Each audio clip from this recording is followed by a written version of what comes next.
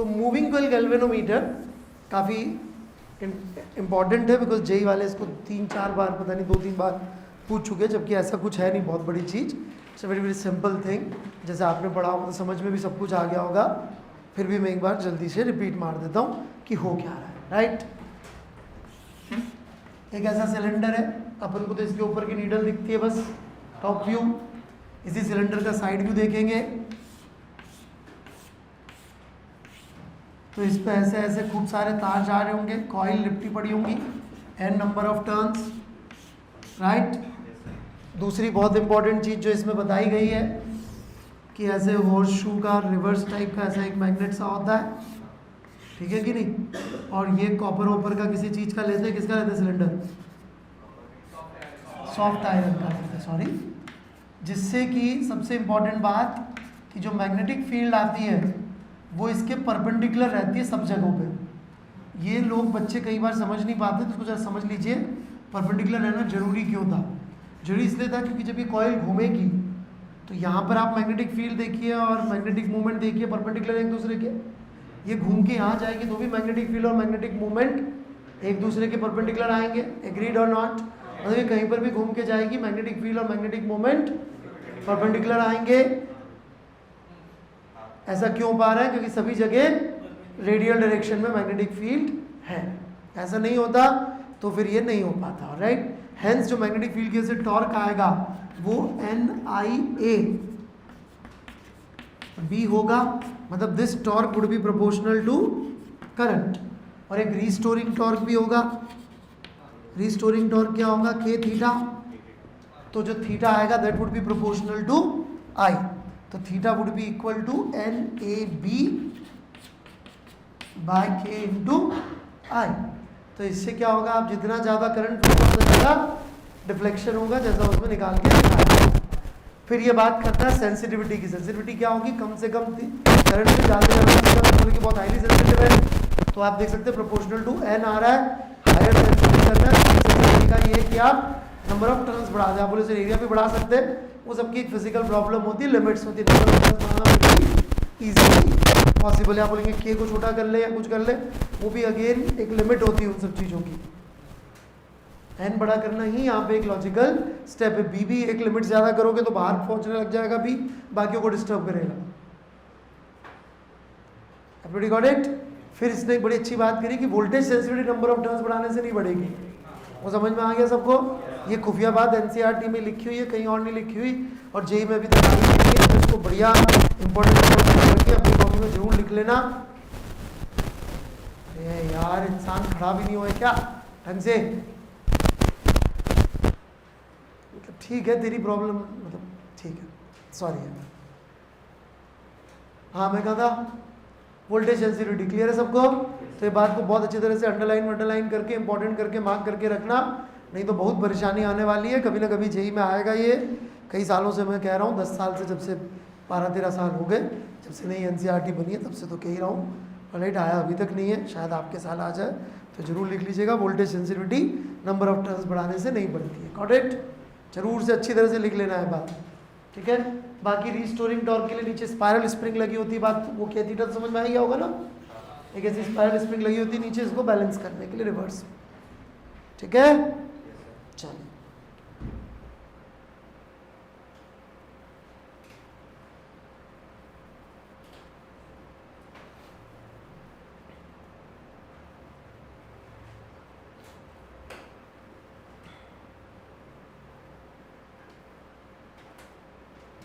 ठीक है। यस,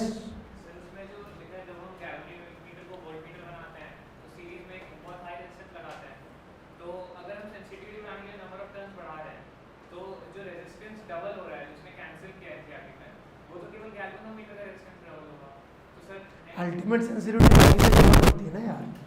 बाकी तो तुम्हारा सिर्फ वो बढ़ाने वाली बात है बाहर से।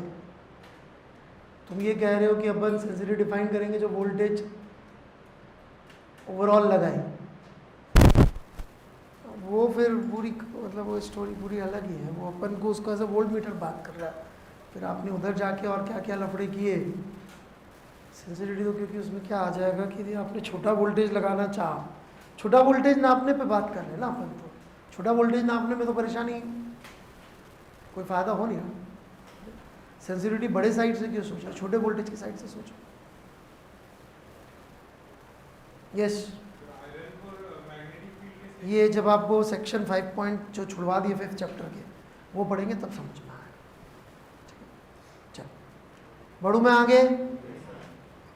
एमसीसी की डिज़ाइन में बहुत चीज़ समझा रखी है, जो भी इंपॉर्टेंट बातें थी मैंने बोल दी है। करंट सेंसिटिविटी का फॉर्मूला लिख लेना NA/B/K है ना, और वोल्टेज सेंसिटिविटी में N क्यों गायब हो गया जरूर लिख लेना।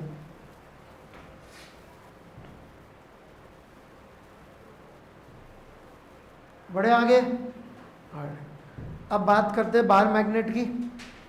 तो बार मैग्नेट अपन ने बचपन में जो पढ़ी थी सो पढ़ी थी, वो एक अलग कहानी है। माय पॉइंट इज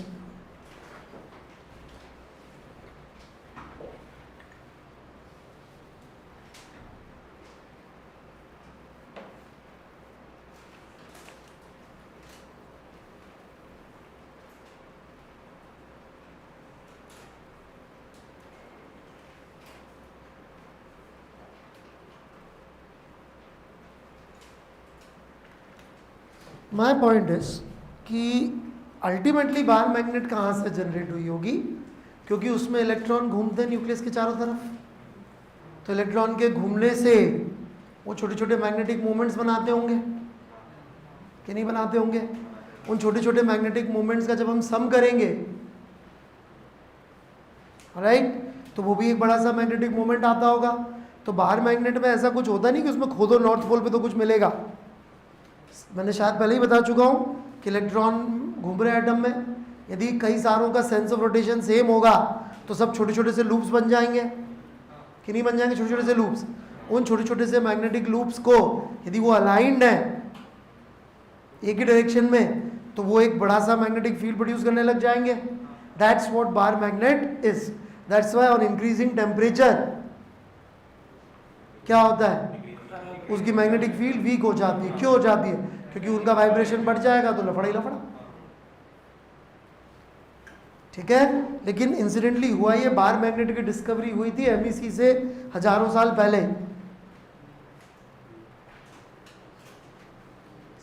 क्या हुआ, पूरी हिस्ट्री लिखी है, पढ़िए आप। कब मिली थी, BC 400 BC में ग्रीक लोगों को मिली है।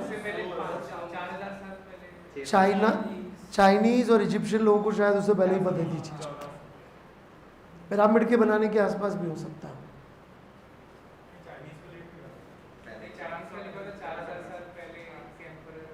हाँ,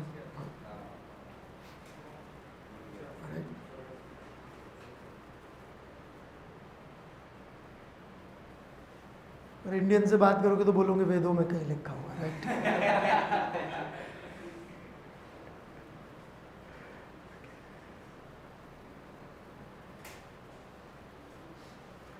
ऐसा बोलते लोग यार, वेदों की मजाक नहीं उड़ा रहा हूं मैं, लोग ऐसा बोलते हैं। ऐसा क्या,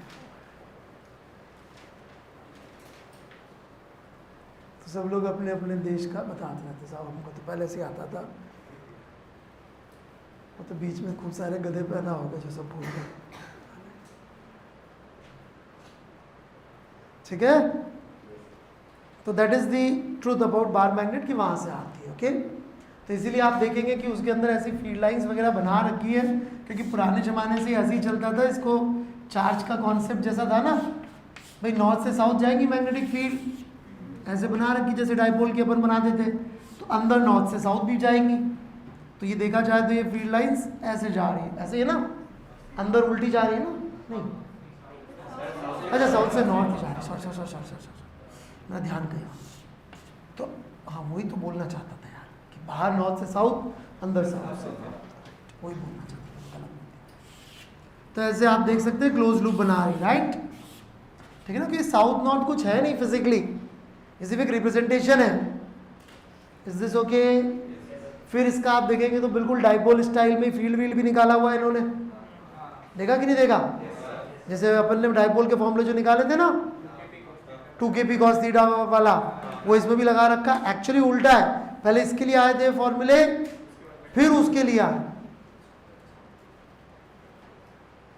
तो वो बी आर बी थीटा बिल्कुल समझाऊं या समझ में आ गई होगी बात? कॉपी कर ली ना सबने फॉर्मूले एनसीईआरटी से कि नहीं किए? किए ना? अच्छा, यहाँ पे एक छोटी सी चीज़ और बताना चाहूँ कि कितना ज़्यादा उसकी तरह चलता है ये मामला।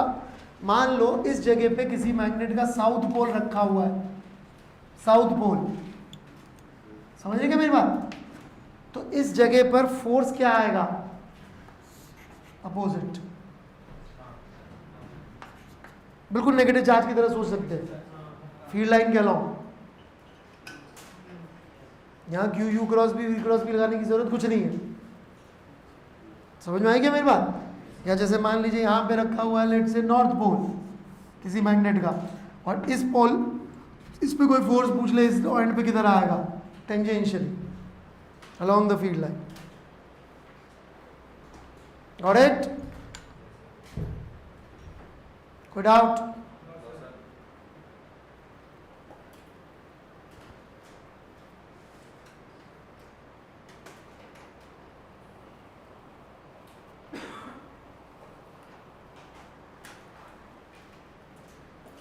कोई डाउट है तो बोले।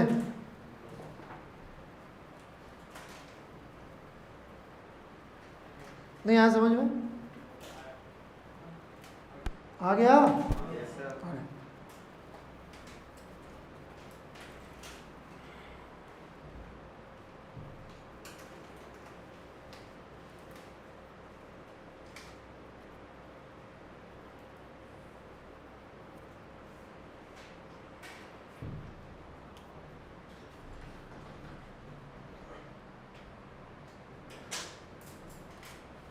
कुछ पूछना है? फोर्स का फॉर्मूला सबको समझ में आ गया? ऑलराइट, अब थोड़ा सा मैं आपको मैग्नेट का, यदि फॉर्मूला हमने सबने कॉपी कर लिया, देख लीजिए स्टेप बाय स्टेप जो जो आप लिख के लाए। मैं एक एक चीज़ मैं भी यहाँ पे एनसीईआरटी खोल लेता हूँ और रिपीट कर देता हूँ ताकि कुछ छूट ना जाए अपन दोनों के बीच में, कन्फ्यूजन ना रह जाए कुछ। 12th part 1 chapter number 5। MCG में तो किसी को कुछ भी नहीं पूछना है ना भाई? ओके, इंट्रोडक्शन इसमें तो क्या करोगे? Bar magnet, magnetic field lines, कुछ बताओ इसके विषय में।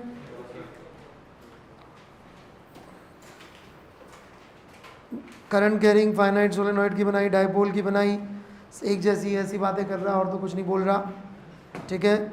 इक्विवेलेंट सोलेनॉइड बना दिया फिर अगले वाले में कि सोलेनॉइड के अंदर जैसा होता है, सोलेनॉइड को भी आप यदि खुला छोड़ देंगे एंड से देखेंगे तो लूप्स का एक सोलेनॉइड मतलब खूब सारे लूप्स पैरेलल में रखे हुए हैं, that's what bar magnet represents. मैंने अभी इलेक्ट्रॉन्स को लेकर कहा था, तो इसलिए वो इक्विवेलेंट की बात कर रहा है, ठीक है। फिर वो फील्ड बता रहा है कि भाई इतनी आ जाती है, इंटीग्रेट करके। Dipole in a uniform magnetic field, torque का फॉर्मूला m क्रॉस भी आएगा। एंगुलर एसएचएम की बात कर रहा है, मैग्नेटिक पोटेंशियोलॉजी की बात कर रहा है, माइनस m डॉट बी, ठीक है। ऑलराइट, फिर इलेक्ट्रोस्टैटिक के वही फॉर्मूले वॉर्मूले बता दिए और उसमें कुछ ऐसा है नहीं। व्हाट इज इंपॉर्टेंट, जिसकी हमें बहुत ज़रूरत पड़ती है सोचने के लिए, इस कि हम लोग किसी भी लूप को एक छोटी मैग्नेट की तरह मान सकते हैं। जैसे कि मान लीजिए ये मेरे सामने एक लूप रख दिया किसी ने, और उसके सामने एक और लूप रख दिया, और किसी ने पूछा बताइए ये इस पर कितना फोर्स लगाएगा, तो कुछ लोग तो भिड़ जाएंगे कि यार देखो इसकी वजह से मैं ऐसे फील्ड लाइन बनाता हूँ, ये सॉरी ऐसे फील्ड जा रही होगी ना, तो अब इस फील्ड के वजह से ये इधर, ये करंट, ये क्रॉस, फिर मैं ऐसे फोर्स निकाल रहा हूँ, मेहनत कर रहा हूँ, इससे आएगा एक दिन आंसर, राइट। मैं कैसे सॉल्व करूँगा? मैं बोलूँगा यार देखो ये है भैया एक ऐसी मैग्नेट जिसका नॉर्थ इधर साउथ इधर, ये एक ऐसी मैग्नेट जिसका साउथ इधर नॉर्थ उधर, रिपेल कर रहे हो क्या? कहानी का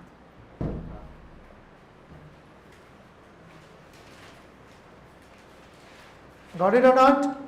तो ऐसे सोचना अलाउड है, ऐसे सोचना चाहिए।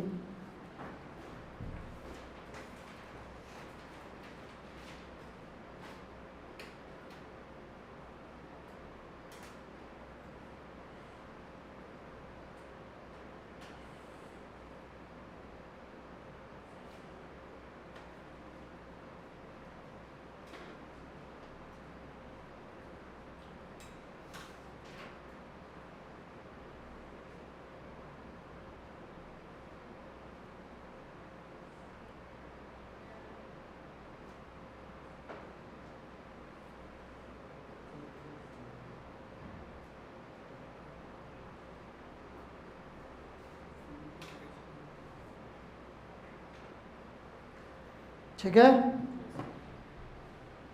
कोई doubt, any confusion, question, comments, queries, anything? समझ में आ गई चीज? तो छोटे लूप्स को भी हम लोग मैग्नेट की तरह ट्रीट कर सकते हैं, ठीक है। तो अभी तक हमने क्या सीखा, कहीं पे मान लीजिए ऐसा एम वेक्टर बना हुआ है, तो इसका मतलब ये तो हो सकता है कि भाई एक सिंपल सा लूप है जिसमें ऐसा करंट घूम रहा है, ऐसा करंट घूम रहा है, या एक कॉम्प्लिकेटेड लूप है जिसका नेट मैग्नेटिक मोमेंट इस तरफ आ रहा है, या फिर एक नॉर्थ साउथ वाली मैग्नेट जिसका नॉर्थ पोल इस तरफ है वो रखी हुई।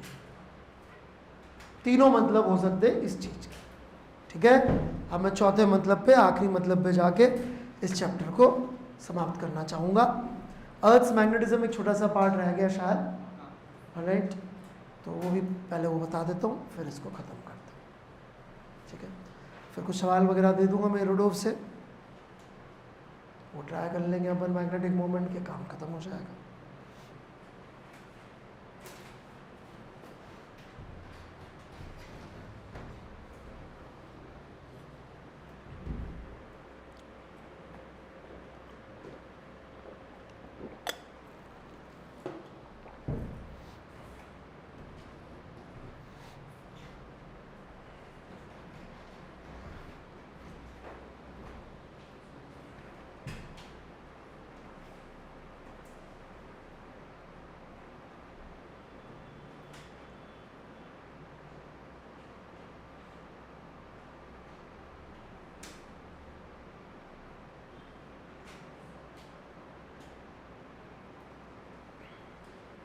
ठीक है,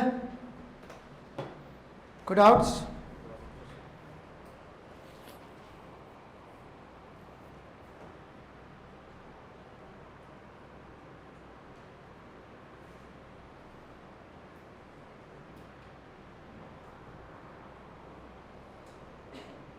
बढ़ूं फिर मैं आगे, बढ़ूं?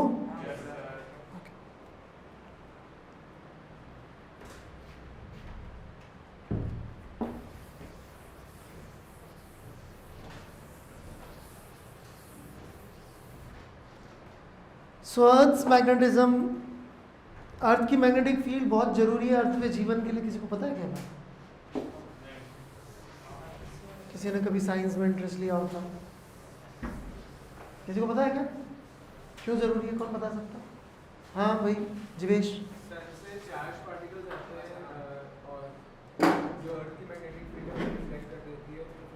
चौकी तो है, इसमें क्या नाटक कर रही तू है?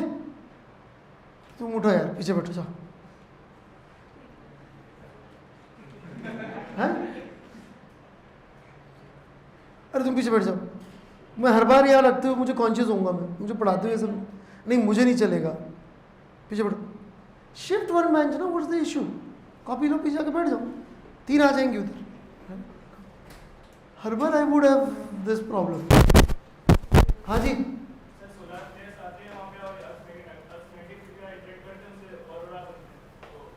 क्या बनते हैं? अच्छा, ओके, तो नहीं होगी तो क्या होता फिर? ऑरोरा नहीं बनेंगे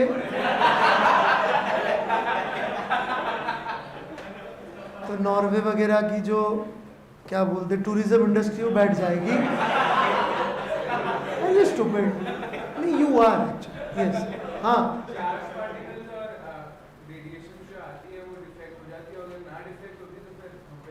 और ठीक है ना, अर्थ तक आएगी, ठीक है, डिफ्लेक्ट हो जाती है, पोल वोल की साइड घूम काम जाती है, कुछ होता है। तो मैग्नेटिक फील्ड जरूरी है, ओके। तो अभी स्थिति है,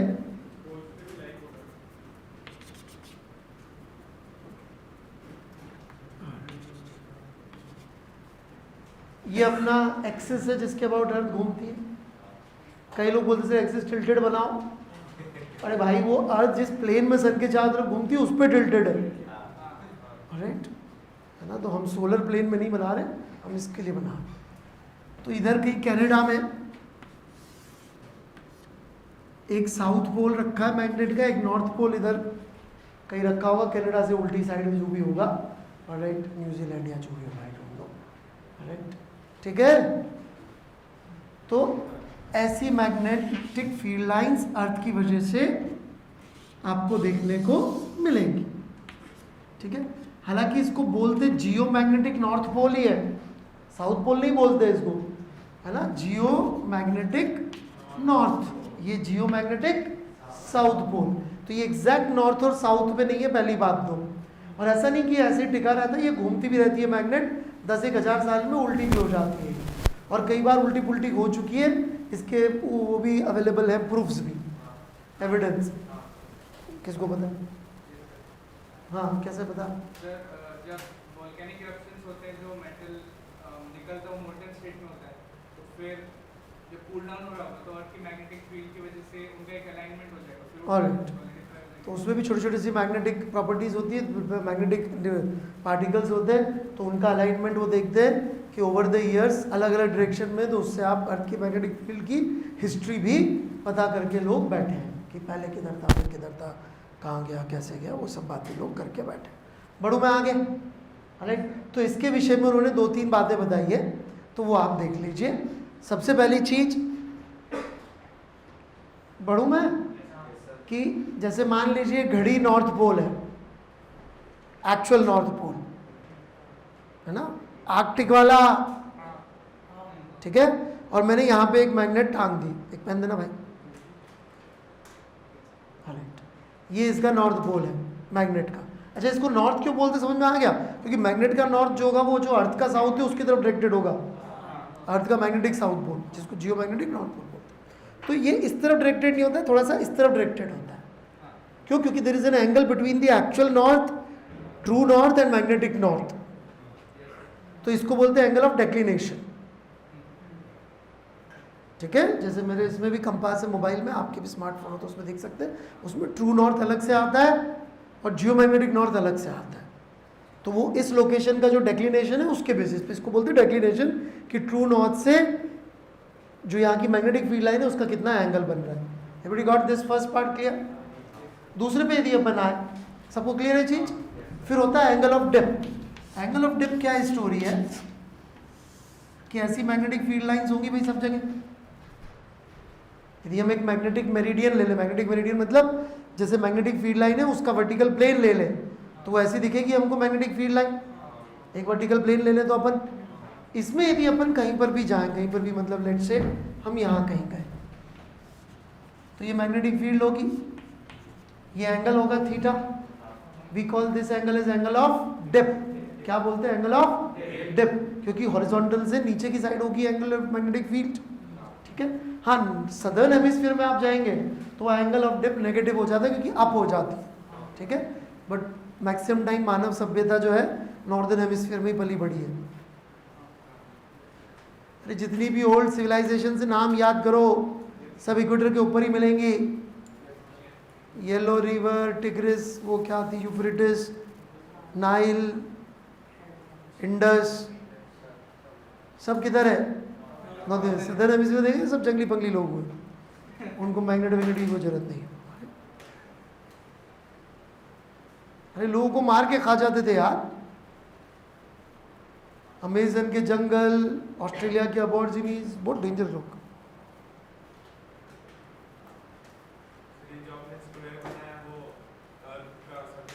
सरफेस नहीं है बेटा, vertical plane which contains this magnetic field line.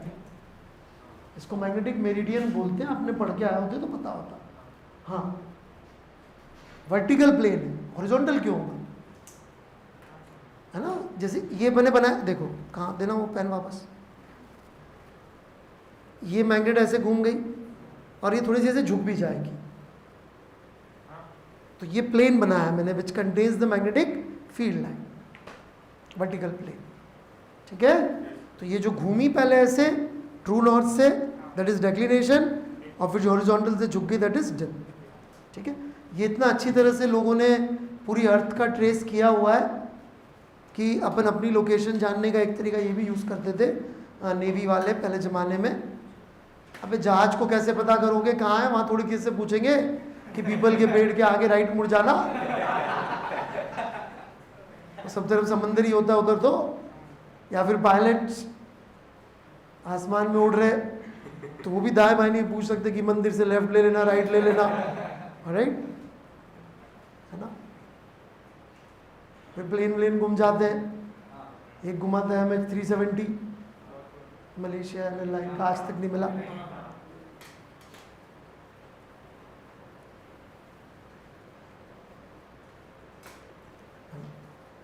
कुछ किए होंगे लफड़ा, हमें क्या मालूम, ठीक है। पर जहाज वगैरह में बहुत काम आता है मैग्नेटिक फील्ड की मैपिंग, कि अपन एग्जैक्टली कहाँ है ये जानने के लिए। 3 तरीके यूज़ करते हैं, ये जीपीएस जब तो हवाई गया, और स्टार्स की पोजीशन। स्टार्स की पोजीशन इतनी तगड़ी चीज़ है कि अपोलो मिशन के लिए भी स्टार्स की पोजीशन को यूज़ किया था अपने लूनर मॉड्यूल, लूनर